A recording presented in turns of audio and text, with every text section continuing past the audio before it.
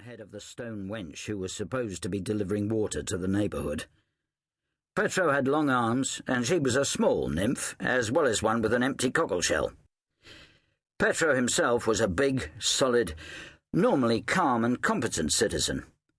Now he stared down the alley with a glum frown. I paused to slosh more liquor into my own cup. That gave me time to absorb his news while I decided how to react. In the end, I said nothing. Exclaiming, "Oh my goodness, old pal," or "By Jupiter, my dear Lucius, I cannot believe I heard that correctly," was too much of a cliché. If he wanted to tell me the story, he would. If not, he was my closest friend, so if he was playing at guarding his privacy, I'd appear to go along with it. I could ask somebody else later. Whatever had happened, he couldn't keep his secret from me for long. Extracting the fine details of scandal was my livelihood. Taylor's Lane was a typical Aventine scene. Faceless tenement blocks loomed above a filthy one-cart lane that meandered up here from the Emporium down by the Tiber, trying to find the way to the Temple of Ceres, only to lose itself somewhere on the steep heights above the Probus Bridge.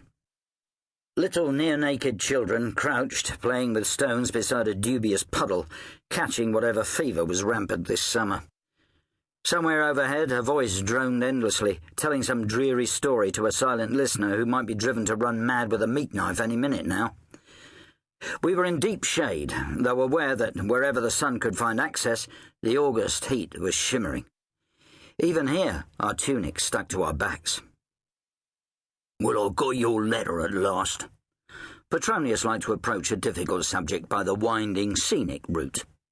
"What letter?" "The one telling me you were a father." "What?" "3 months to find me. Not bad." When Helena and I and the new baby sailed back to Rome from Tarraconensis recently, it only took 8 days at sea and a couple more travelling gently from Ostia. "That's not possible." "You addressed it to me at the station house," Petronius complained. "It was passed around the clerks for weeks, and when they decided to hand it over, naturally I wasn't there." He was laying it on with a mortar trowel, a certain sign of stress. "I thought it would be safer sent to the Vigiles. I didn't know you'd have got yourself suspended," I reminded him. He was not in the mood for logic. Nobody much was about. For most of the afternoon we'd skulked here virtually in private.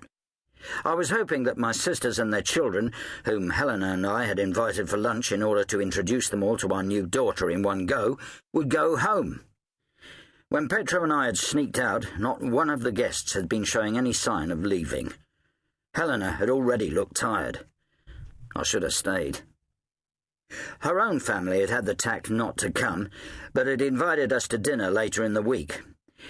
One of her brothers, the one I could tolerate, had brought a message in which his noble parents politely declined our offer of sharing a cold collation with my swarming relatives in our tiny, half-furnished apartment. Some of my lot had already tried to sell the illustrious Camilli dud works of art that they couldn't afford and didn't want. Most of my family were offensive, and all of them lacked tact. You couldn't hope to find a bigger crowd of loud, self-opinionated, squabbling idiots anywhere. Thanks to my sisters all marrying down, I stood no chance of impressing Helena's socially superior crew.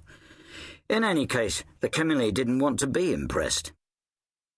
"You could have written earlier," Petronius said morosely. "Too busy. When I did write, I'd just ridden 800 miles across Spain like a madman, only to be told that Helena was in desperate trouble with the birth. I thought I was going to lose her, and the baby, too. The midwife had gone off halfway to Gaul, Helena was exhausted, and the girls with us were terrified. I delivered that child myself, and I'll take a long time to get over it." Petronius shuddered. Though a devoted father of 3 himself, his nature was conservative and fastidious. When Arria Silvia was having their daughters, she'd send him off somewhere until the screaming was all over. That was his idea of family life. I could receive no credit for my feat. "So you named her Julia Junilla, after both grandmothers? Falco, you really know how to arrange free nursemaids." Julia Junilla